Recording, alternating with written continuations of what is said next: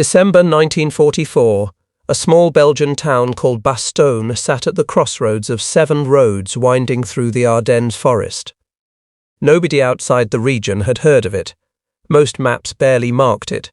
Just stone houses clustered around a medieval square, a church spire, some farms, nothing strategic, nothing important, until it became everything. Hitler's last great gamble in the West had just begun. The Ardennes offensive history would call it the Battle of the Bulge, sent German panzers and infantry crashing through snow-covered forests in a desperate attempt to split the Allied armies. Those 7 roads radiating from Bastogne were the key to the entire operation. Control them, and German armour could race toward Antwerp, the vital port supplying Allied armies. Lose them, and the offensive would bog down, bleed out, and collapse. By December 20th, German forces had encircled the town completely. Trapped inside were roughly 11,000 American soldiers, primarily from the 101st Airborne Division, with elements of the 10th Armoured. Most were young men who'd crossed the Atlantic months earlier, fought through France after D-Day, and now found themselves cut off in the Belgian winter. Supplies were running low. The cold was vicious enough to freeze rifle bolts and turn exposed skin black with frostbite. Overhead, grey clouds formed an impenetrable ceiling that grounded every Allied aircraft.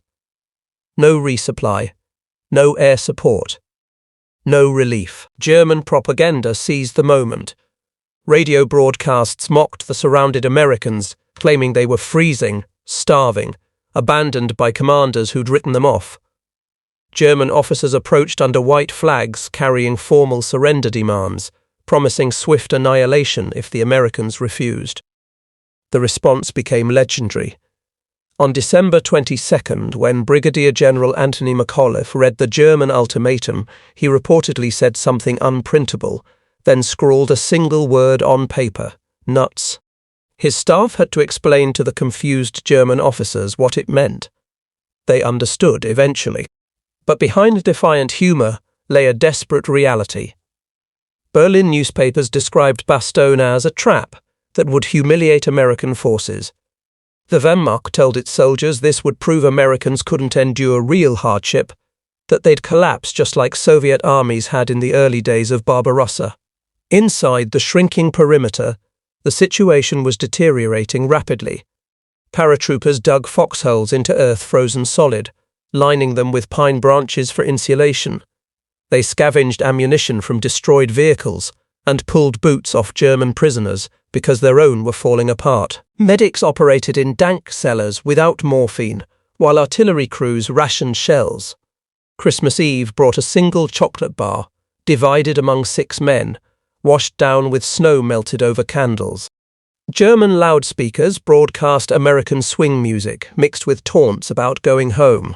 One sergeant remembered the surreal quality of it hearing Glenn Miller while wondering if he'd survive the night. But surrender never entered the equation.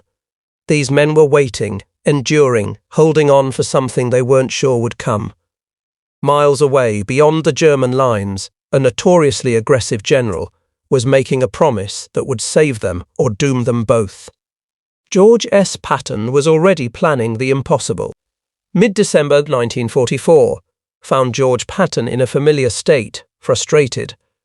Eisenhower's cautious approach to the advance across France had left Patton's Third Army sitting relatively idle. He'd been lobbying for aggressive action, larger offensives, bolder moves. Then the Ardennes exploded, and suddenly Patton had exactly the kind of crisis he thrived on. December 19th, Eisenhower called an emergency conference at Verdun. The room was tense. German forces had torn a 50-mile gap in Allied lines. Weather had grounded air superiority. Bastogne was surrounded and seemingly finished. Commanders around the table spoke cautiously about reorganizing defenses, about how many weeks it would take to mount a proper counteroffensive. The mood was grim. Eisenhower turned to Patton. "How soon can you attack north?" 48 hours. The room went silent, then erupted, repositioning an entire army, 3 divisions with all their tanks, artillery, supply trains, through icy mountain roads in the dead of winter. Impossible. It would take a week minimum. More likely 2. Eisenhower stared at him. "You're serious?" Patton grinned. 2 days, not 2 weeks, not 1 week, 48 hours. What nobody in that room knew was that Patton had been planning for exactly this scenario. Not the Ardennes specifically, but the general principle of rapid reorientation. Weeks earlier, he'd ordered his staff to develop contingency plans for pivoting the Third Army in any direction on short notice.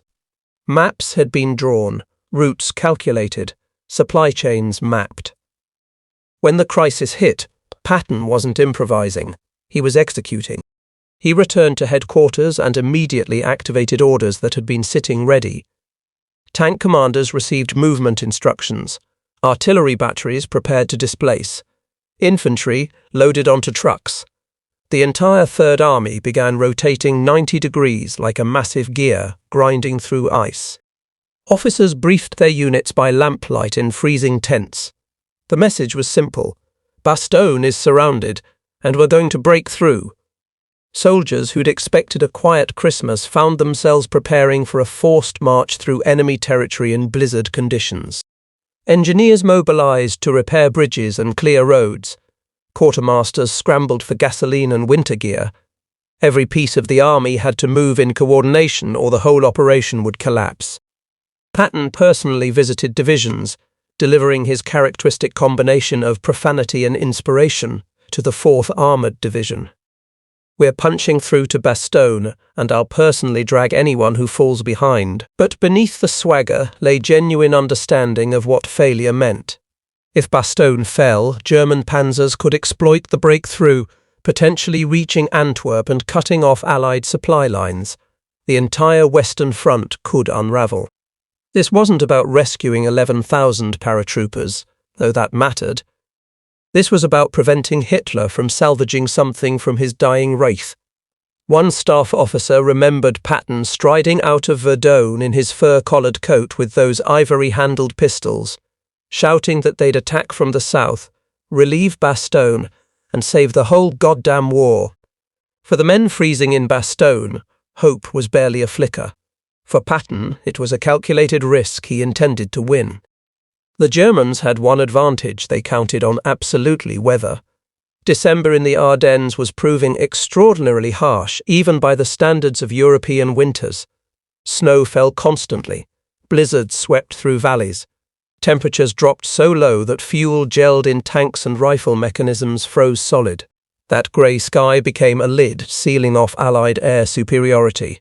No bombers, no fighters, no close air support. The Americans, who'd grown accustomed to dominating from above, suddenly found themselves fighting blind. Inside Bastogne, cold became as dangerous as German artillery. Frostbite attacked exposed flesh within minutes. Soldiers wrapped themselves in anything available: curtains torn from abandoned houses, German greatcoats stripped from prisoners, burlap sacks fashioned into mittens. Medics performed amputations in cellars by candlelight. The choice was simple. Lose the blackened fingers and toes, or lose the whole soldier to gangrene. For Patton's columns grinding north, weather created a different nightmare. Roads turned to ice, vehicles slid into ditches. Convoys backed up for miles as engineers worked frantically to clear paths. What should have taken hours stretched into days. Yet the same storm that slowed American movement also concealed it. German reconnaissance aircraft couldn't fly. Enemy observers couldn't see beyond the next ridge through the snow. Patton later acknowledged that while the weather delayed his advance, it also hid his intentions until the moment to strike. German forces suffered too. Their offensive had begun with shocking momentum, but now those same icy roads that trapped Americans in Bastogne were strangling their supply lines. Panzers burned fuel at alarming rates, just crawling forward. Infantry huddled in inadequate winter gear. Many German soldiers were teenagers rushed into uniform, wearing thin boots designed for autumn weather. Not this, a Wehrmacht veteran later described watching half his platoon lose the ability to walk from frostbite by Christmas Eve. Both armies cursed the skies. Both understood that the moment weather cleared, everything would change. C-47s could drop supplies into Bastogne. Fighter bombers could shred German armor. Artillery spotters could direct accurate fire. Until then, it was pure endurance. Which army could move faster through conditions that punished every movement? December 23rd brought a break. Clouds parted. Actual sunlight, broke through for the first time in days. Almost immediately, the drone of aircraft engines filled the air. Allied transports appeared over Bastogne, parachutes blossoming white against snow as ammunition, medical supplies and rations drifted down to the starving garrison. That same day, fighter bombers screamed down on German positions, strafing columns and destroying armor. It was as though nature itself had switched sides overnight. For Patton, that window meant urgency. Snow could return at any moment. He'd promised Eisenhower 3 days, and the clock was running. His army slogged forward through steaming exhaust and grinding gears, each mile earned through sheer determination. Bastogne was still 30 miles away. German forces had no intention of letting him reach it. When Patton issued his orders on December 20th, the challenge became immediately clear. Turning an army 90 degrees on paper looked straightforward. Executing it through ice-covered mountain roads against enemy resistance was something else entirely. The Third Army wasn't just moving, it was transforming into a spearhead aimed at Bastogne, and every component had to function perfectly. Staff officers bent over maps by candlelight, tracing routes through villages like Neufchâteau, Allons, Martillon. German patrols operated in the area. Bridges had been destroyed. Roads were questionable at best. The task wasn't simply getting to Bastogne. It was clearing, repairing, and supplying an offensive through hostile territory in the worst weather imaginable. Engineers became the backbone of the operation. They prepared Bailey bridges for rapid deployment, scouted frozen rivers for crossing points, carried explosives to blast through obstacles. Bulldozers came up from rear depots to scrape snow from vital arteries. One colonel later wrote that without those engineers, the tanks would have been expensive lawn ornaments. Quartermasters worked their own miracles. Tanks consumed hundreds of gallons of fuel. Soldiers needed food, ammunition, replacement parts. Convoys loaded under blackout conditions. Supply trains redirected northward.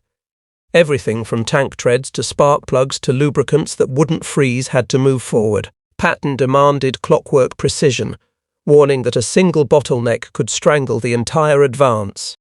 The soldiers received brutally honest briefings. Infantry would march through snowdrifts with minimal rest. Artillery crews might fire while still moving. Tankers would fight half-blind in whiteout conditions. Nobody sugarcoated the odds. Patton toured divisions personally, mixing insults with inspiration in his inimitable style. To the 4th Armoured, "You're going to Bastogne even if I have to personally drag every one of you there by your necks." Then came something unexpected. Patton ordered 3rd Army's chaplain, James O'Neill, to compose a prayer for good weather. O'Neill complied, writing a brief plea for fair conditions. Patton had 50,000 copies printed and distributed to every soldier. He then instructed O'Neill to prepare a memo on the importance of prayer, adding, with a wry smile, "We need all the help we can get." By December 22nd, lead elements were positioned to strike, planning complete, gamble set. Inside Bastogne, the 101st held on by willpower and ammunition counted in single rounds. Outside, Patton's army was about to test whether preparation and audacity could overcome terrain, weather, and a desperate enemy. The advance began December 22nd. Immediately, reality punched back. Snow choked every road. Ice turned highways into death traps. Convoys stretched for miles as vehicles slid off roads, through tracks, broke down. Engineers worked without pause, shoveling, bulldozing, clearing paths. In some places, soldiers linked arms to physically push trucks up hills. Others laid logs for traction. Every stalled vehicle created a cascading delay. German artillery observers hidden in forests called down fire on choke points. Columns halted as men dragged wounded to safety while trying to keep the march moving. Officers pushed their troops relentlessly. Every hour lost here costs lives in Bastogne. Weather remained treacherous. The brief clearing on December 23rd let supplies reach Bastogne, but didn't last. Sleet soaked uniforms then froze solid when wind picked up. Hot meals became rare luxuries. Most soldiers survived on K rations, eaten standing in the cold. German forces weren't passive. Kampfgruppen from 5th Panzer Army launched probing attacks at crossroads. Towns like Martelange and Chaumont became small-scale battles. American tankers fought through stone villages where every cellar might conceal a bazooka team. Single anti-tank guns ambushed convoys, destroying half a platoon before being silenced. Progress came measured in yards, paid for in blood, yet momentum built steadily. 4th Armoured Division clawed forward, refusing to stop. One private remembered trudging past frozen corpses, American and German both, while Sherman engines growled forward through the snow. It wasn't dramatic, it was grinding attrition. Patton's headquarters maintained relentless pressure. Reports flashed constantly. Bastogne still holding, casualties mounting, German resistance stiffening. Patton refused to accept delays. His diary entry was characteristically blunt. Faster we arrive, fewer die. By Christmas Eve, the advance remained miles short of Bastogne, but the tide was turning. German forces sensed the trap closing on them. They'd mocked Bastogne as a pocket about to collapse. Now their own offensive looked fragile. Snow fell again, muffling artillery thunder, but Patton's men kept pressing forward. Eyes fixed on those roads leading to the surrounded paratroopers. Clock still ticking, tide beginning to turn. As Patton's forces closed on Bastogne, German resistance intensified dramatically. This was no longer about snow and ice. It became a gauntlet of fire and steel. German commanders understood perfectly if Bastogne was relieved. Their entire Ardennes offensive would unravel. Every available unit got thrown into blocking positions. 4th Armoured Division bore the worst fighting. Villages like Bigonville, Chaumont, Assenois became fortresses defended by infantry, and panzers dug into stone walls and forest lines. Each advance turned into brutal close combat. Shermans rolled forward with infantry clinging to hulls, met by 88mm guns hidden in barns or Panther tanks firing from tree lines. Veterans later described Ardennes villages as fortresses of stone and snow, each requiring terrible cost to crack open. Artillery duels lit frozen nights. American guns hammered German positions. German counter-battery fire responded with deadly accuracy. Infantry fought house to house, clearing rooms with grenades, rifles braced in shattered windows. Snow mixed with plaster dust. Fields outside villages filled with burned-out hulks of tanks and trucks. Germans didn't just defend, they counter-attacked viciously. Kampfgruppe von Böhm struck at Patton's flanks, trying to split the columns and roll up exposed units. Christmas Eve at Chaumont, German armour nearly broke through the lead battalion, requiring frantic calls for air support. Only weather, clearing enough for fighter bombers to intervene, tipped the balance. American casualties mounted with every mile. Tank crews advanced, knowing half might not make it. Infantry moved through villages echoing with gunfire, knowing Bastogne lay ahead but each street might be their last. The road to Bastogne was being purchased with lives. Still, momentum proved undeniable. Patton's insistence on constant pressure wore Germans down. They'd begun confidently but now fought piecemeal, throwing units into action as they arrived with no time to rest or reorganize. German morale fractured along with their tanks. Fuel shortages reached critical levels. Panzers were abandoned roadside empty. By Christmas night, Patton's lead elements were miles from Bastogne. Paratroopers inside could hear distant artillery that wasn't German. Some swore they heard Sherman engines echoing through the cold. Timing remained uncertain, but hope had shifted. The siege ring was stretching thin. German propaganda had gone silent.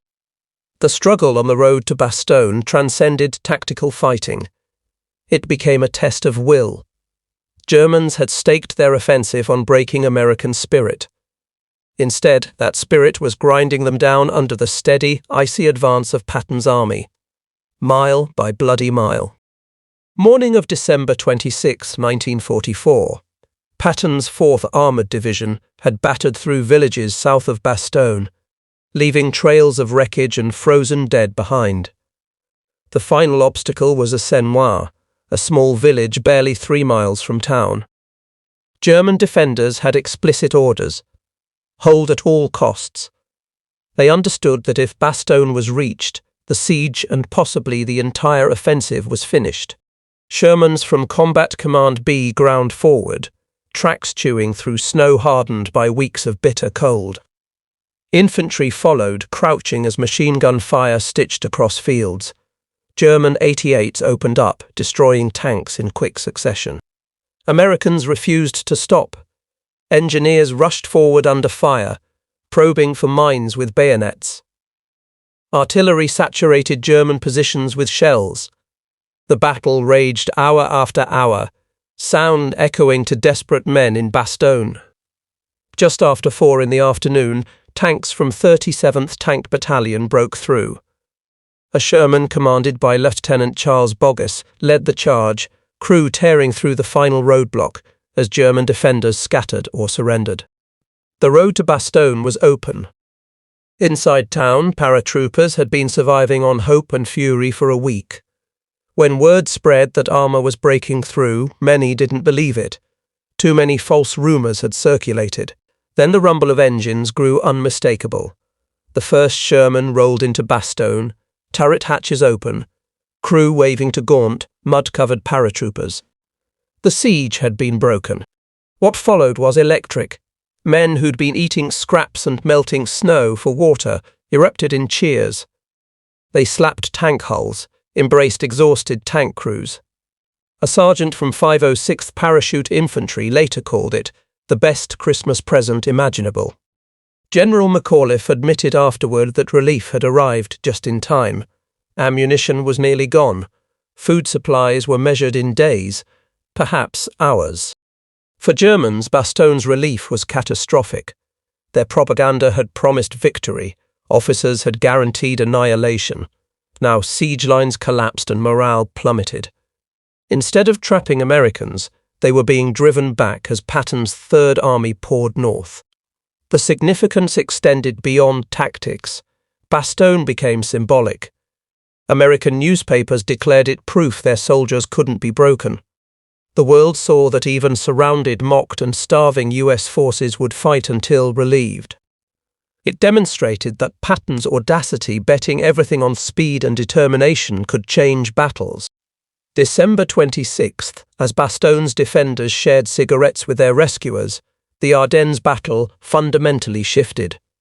Americans hadn't just held. They'd proven unbreakable. Relief of Bastogne on December 26th didn't end the Battle of the Bulge, but it marked the irreversible turning point. Germany's great winter gamble, splitting Allied armies and seizing Antwerp, was bleeding away in the snow. Timetable shattered, momentum spent, invincibility myth broken. For Hitler, Bastogne had been central.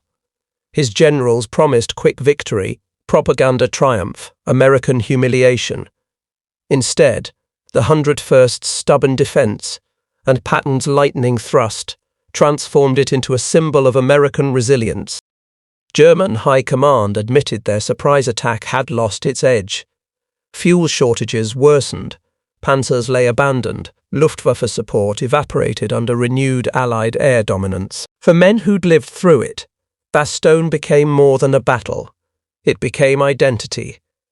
Paratroopers of the 101st wore Battered Bastards of Bastogne with fierce pride. Survivors remembered cold, hunger, shells, but also the moment they saw Patton's tanks arriving, proof they hadn't been abandoned. Patton gained another layer to his legend. Historians still study the feat, pivoting an entire army 90 degrees in winter, striking within 72 hours. Military academies teach it as operational agility, how planning, discipline, and will can rewrite possibility. Even Eisenhower, who doubted Patton's Verdun promise, later called it one of the war's most remarkable achievements. Bastogne's relief also silenced German mockery. Propaganda about trapped Americans rang hollow. Instead, the Wehrmacht found itself stretched, battered, retreating. The Bulge would grind on until January, but Bastogne stood as the moment when tide turned permanently. Back home, headlines celebrated. The image of outnumbered, freezing Americans refusing to yield, then being rescued by Patton's tanks, became defining World War II narrative. It reassured weary civilians that their soldiers overseas could endure anything, that leaders like Patton could deliver impossibilities. By the Ardennes campaign's end, Germany had lost over 100,000 men, irreplaceable armour, and any remaining hope of forcing political settlement. The road now led only east into Germany itself, toward the Reich's end. Snow around Bastogne eventually melted. The legend never did. Today, Bastogne's name echoes wherever soldiers study courage under fire. Patton's 72-hour miracle remains proof that speed, daring, and unbreakable will can alter history's course.